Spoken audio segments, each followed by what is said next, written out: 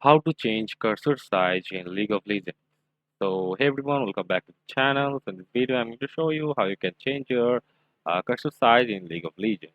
So first of all, you have to launch League of Legends. You have to open the game client, and after that you have to open settings, click the gear icon on the top right corner, and then you have to select the in-game tab and find interface section. Scroll down to the interface section, and after clicking on interface section, you can see locate the cursor scale slider and adjust it to your desire.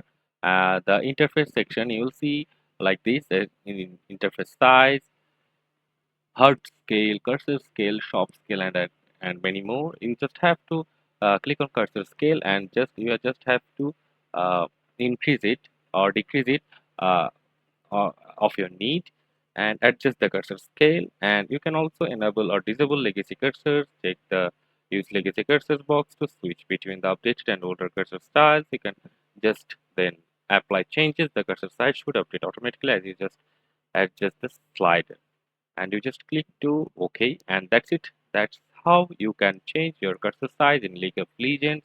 So see you on the next video.